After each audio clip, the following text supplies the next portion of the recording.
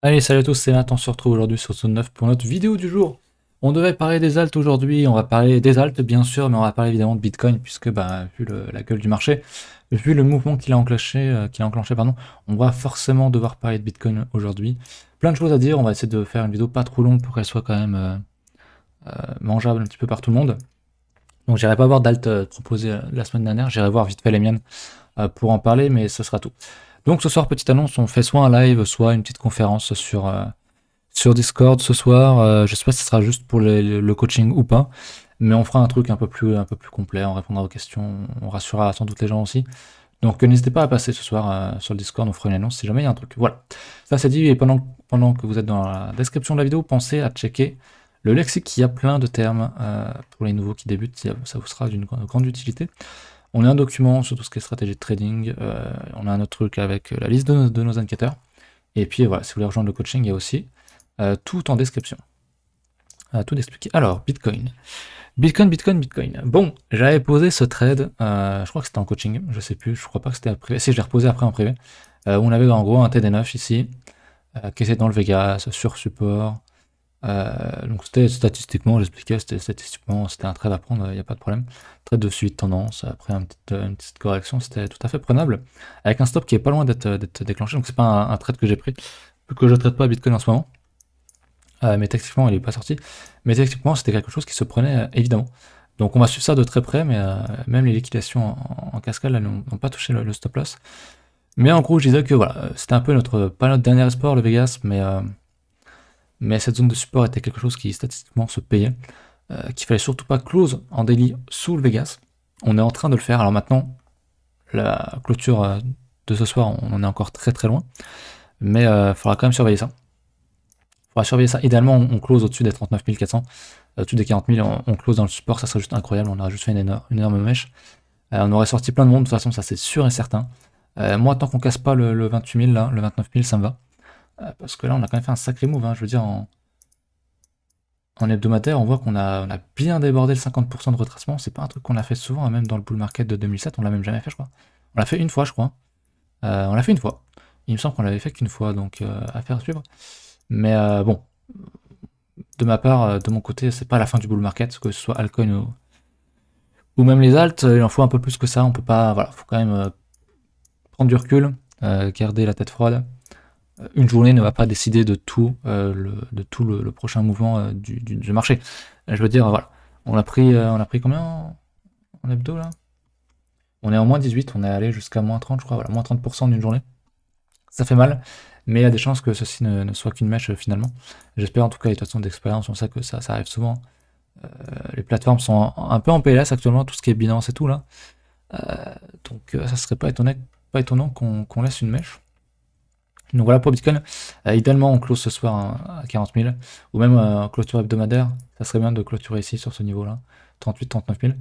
Ça serait une bonne clôture sereine pour la suite du marché. Mais effectivement, je m'attendais pas à un tel move aussi violent. Parce que vraiment, c'est pas un truc qu'on a fait beaucoup. D'ailleurs, le Vegas Daily, on l'a jamais explosé en fait. Je l'ai déjà montré hein, dans tout 2017. Après, c'est pas terminé. On peut encore close dedans. Hein. Il n'y a rien d'impossible. Hein. On a déjà fait des sacrés moves. Voilà, typiquement un truc comme ça. Peut-être qu'on est ici, quoi. Peut-être qu'on est là. Voilà. Là, il a tenu en soi. On a juste laissé une mèche en dessous. Peut-être qu'on aura qu'une mèche, mais sinon, il avait tenu tout le long. C'est pour ça qu'on le regarde beaucoup, parce que le Vegas, c'est quand même un très très bon outil de suivi de tendance. Qui marchait bien. Maintenant, il faut voir, on peut très bien passer en dessous. C'est pas impossible non plus, mais ouais. On va parler de la clôture ce soir. Hein. Ça, c'est sûr, ça va être un truc à surveiller. Clôture daily, clôture mensuelle, clôture hebdomadaire, qui vont être à surveiller cette semaine. Donc, il va y avoir de l'activité. C'est bien. Sinon, personnellement, pas trop en PLS. Hein. Attention à ne pas faire n'importe quoi, à ne pas être sous le coup de l'émotion. Forcément, ça fait chier, on perd de l'argent, ça c'est évident. Maintenant, on sait dans quoi on s'est embarqué. Si vraiment vous êtes en PLS, en détresse psychologique, c'est que vous êtes trop dedans. C'est-à-dire que vous n'avez pas assez bien géré votre risque selon votre profil. Donc, pensez-y pour la prochaine fois. Ça sera forcément, ça réarrivera à nouveau. Je veux dire, même si on fait un plus haut sur Bitcoin, ce qui je pense est largement possible, le cycle n'est pas terminé pour moi, loin de là, il en faut bien plus que ça. Pensez à mettre des stop loss, à penser à combien est-ce que vous pouvez perdre, vous permettre de perdre, etc. etc. Je voulais dire autre chose, mais je l'ai oublié. J'ai oublié, c'est pas grave. Tout ça pour dire que voilà, pas de panique. Bon, forcément ça fait chier. Nous, bon, on rigole un peu. On rigole. Ça fait chier, on perd de l'argent, mais globalement on est dans une convo où ça rigole quand même pas mal, ça troll, ça fait des vannes même sur le Discord de 9, il y a il y a deux, trois trucs drôles, je me suis lâché sur Twitter, sur le compte de la baleine, je fais un truc. Bref, il y a quand même une bonne ambiance, faut profiter de ces moments-là pour apprendre, se reposer, prendre un petit peu d'espace. En plus aujourd'hui les terrasses sont réouvertes, donc voilà, faut aller boire un petit coup et puis revenir dans quelques semaines, tout simplement. Bon, ça c'était pour Bitcoin. Pour moi c'est pas fini. Je peux regarder le 1 heure, voilà, gueule de la bougie 1 heure. Là on a une sacrée mèche. On va parler maintenant des alts, vite fait, on va regarder quand même. Le seul truc vert de toute ma watchlist, le seul truc vert, c'est évidemment la Bitcoin dominance. Évidemment, avec un mouvement comme ça, Bitcoin reprend un petit peu de force, c'est normal. On en parlait à cette zone, on pourrait très bien revoir la Bitcoin dominance revenir taper ce niveau-là. Bon, pour l'instant, il y a un gros mouvement à la hausse, mais c'est pas terminé. On va voir comment ça va se décanter. Mais je pense que si Bitcoin repasse au-dessus de ce niveau-là, c'est peut-être terminé pour les alts. Mais bon, on en est encore très très loin comme vous le voyez. En délire, ouais, on a une belle bougie, hein. C'est quand même vraiment fou. Donc à surveiller, on va regarder le total 2, donc qui est le market cap des alts, qui fait une très très très belle mèche pour l'instant aussi. Mais voilà, on vient tout juste de casser la TH, on fait un gros mouvement, c'est pas la fin. La target que j'ai posée ici n'est pas du tout à mettre aux oubliettes, hein, je veux dire, on a tendance haussière, c'est très bien, on fait une correction. On a pris combien là? On doit être en moins 30, moins quelque chose comme ça. Moins 42, on a fait une mèche sur quand même moins 55, à ce que je voyais sur certaines alts à certains moments. Je crois qu'Ethereum est quand même un petit peu ah oui, dans le mal. Alors, je vois bien je vois pas le haut de la mèche. Hop. Il a fait du moins 57%, c'est quand même énorme. Moins 42 actuellement. Ah ouais. Vegas Daily sur Ethereum. Potentiel bonne entrée, hein, on en parlait de ce support-là, de ce niveau de prix ici ou ici.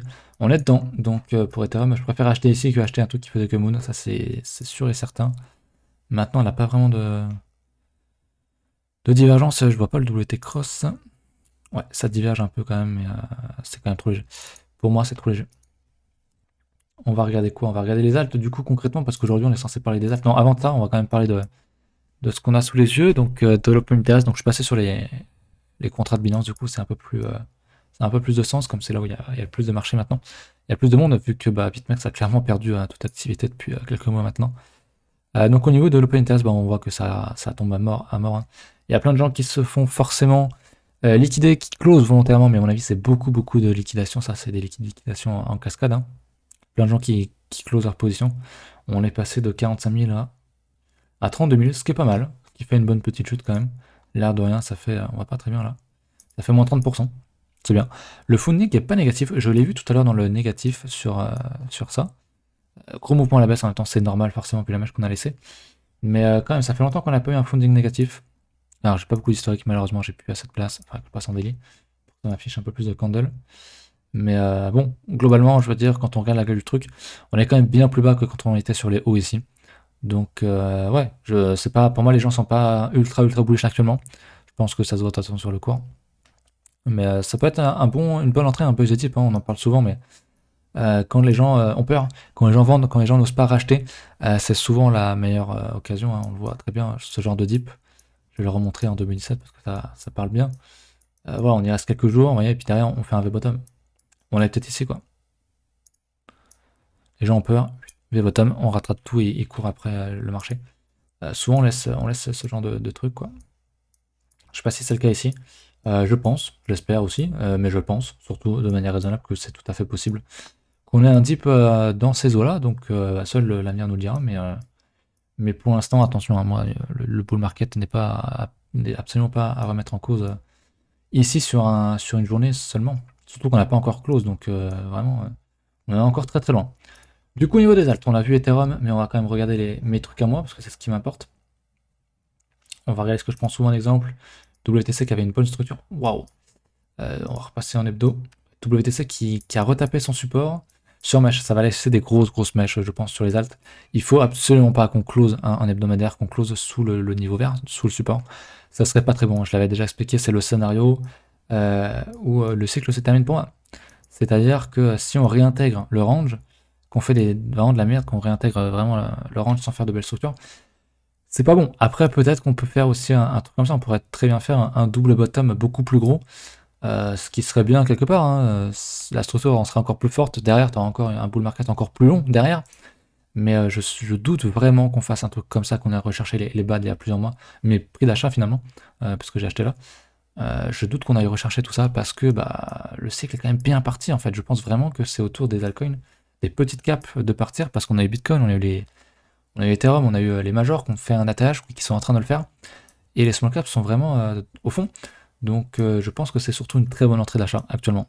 Que ce soit ici, on s'en fout. Je veux dire, quand tu dézoomes et quand tu passes en linéaire surtout. Concrètement, c'est un petit mot ce qui se passe ici. Il faut aussi remettre les choses dans leur perspective. Prendre du recul encore une fois. C'est très volatile. On l'a peut-être perdu, moins 40, moins 50% aujourd'hui. Mais le risk reward reste très bon. Souvenez-vous que quand vous avez buy ce genre de setup, à la base, hein, si vous avez acheté, admettons, le double bottom ici, la cassure et le retest, admettons, vous avez acheté ça, le stop loss, sur la strate d'investissement, donc par exemple sur WTC, hein, c'est le cas pour moi, le stop loss il est à 0. Le stop loss il est à 0. Donc on n'y est pas encore. Par contre, la première grosse prise de profit pour moi c'est cette zone là. Et si on s'arrête simplement en 38.2, voilà, ça fait un risque reward de 20. Donc c'est de l'hebdomadaire. On va voir des gros mouvements, on va voir des bougies rouges, des bougies vertes. Donc je sais que c'est dur. Je pense que beaucoup ici vivent leur premier bull run. Je comprends tout à fait, hein, j'étais là en 2007, on a vécu ce genre de choses où bah, tu te dis, ah putain, ça tombe, je suis en moins 30, moins 40, voire même moins 50%, est-ce que je vends? Le problème, c'est que si tu te dis ça sur une bougie rouge, c'est que tu fais sans doute de la merde et que tu vends sans doute le bottom. Donc, encore une fois, c'est pas forcément vrai à 100%, mais si vous vendez ici tout, vous risquez de vendre le bottom. Hein. Il vaut mieux, on le dit, hein, il vaut mieux prendre des profits quand ça monte, plutôt que de vendre parce que vous FOMO, parce qu'il y a du FOMO dans l'air et vous faites n'importe quoi derrière. Tout simplement. Voilà pour ça, on va regarder un second exemple qui va être AMB. J'aime bien ces deux-là, je les prends souvent en exemple parce que je trouve qu'elles ont une belle gueule. Lui c'est pareil, hein, s'il close en dessous de son support, c'est pas bon, hein, en hebdomadaire bien sûr, donc on fera un gros point dimanche, on fera un gros point dans le coaching aussi. Ça va vraiment être des choses qui vont être à surveiller. Mais ça bouge, au moins c'est bien. Moi ça me fait du... Enfin j'allais dire ça me fait bien. Ça me fait pas forcément de bien parce que bon, je regarde pas le wallet aujourd'hui, mais au moins ça discute, il y a des gens qui apprennent des choses. Il y a pas mal. En vrai, il y a une bonne humeur, je trouve. Peut-être pas sur tous les Discords, mais chez nous, en tout cas, il y a une plutôt bonne ambiance. Ça rigole pas mal. Ça rigole de la situation et ça, c'est beau. Après, on est beaucoup à avoir acheté quand même un peu plus bas. Donc ça va, quoi. Ça va. Qu'est-ce que je pourrais regarder d'autre? L'indice Sheet Midcap se porte plutôt bien. Bon, de toute façon, vu la gueule de la correction, tout prend tarif. Mais globalement, on voit que les sheets ont un petit espoir de remonter. On va regarder en daily. On avait fait notre petit double bottom ici. Hein. C'est pour ça aussi que je pense que les small caps ont leur tour à... Comment dire? Vont à leur tour péter sur perf les mid caps. Et donc le Bitcoin. Dans les semaines, mois à venir. Voilà, je regarde un petit peu mes alts, mais je crois qu'il n'y a pas grand chose. Tout à l'heure, j'avais eu des trucs sur Uniswap qui étaient à moins 50%, je sais plus ce que c'était. Bon là il y a plein de gens qui ont dû se faire fumer hein, sur les mèches, qui ont dû vendre vraiment en panique, et attention, ne vendez jamais en panique, hein. Vous faites forcément de la merde. Enfin il y a de fortes chances pour que vous fassiez de la merde. Donc ça vous apprendra, si vous êtes vraiment en PLS, ça vous apprendra à prendre des profits de temps en temps. Voilà. Je pense que c'est à peu près tout pour cette vidéo, je vais pas faire trop long parce que ça sert à rien honnêtement, puis on va développer de toute façon je pense ce soir en live ou en conférence sur Discord avec Tilt, on fera sans doute un truc, donc venez sur Discord vraiment, venez sur Discord ce soir, ça sera pas toujours qu'on fera ça. Donc voilà, écoutez, je vous laisse là-dessus, j'espère que la vidéo vous a plu. Bon courage, tenez le coup, faites-vous un plan, gérez votre risque, réfléchissez quand vous aurez la tête froide, et n'agissez pas sous le coup de la peur. C'est le pire truc à faire sur les marchés financiers. Voilà, je vous laisse là-dessus, on se retrouve très bientôt. Ciao.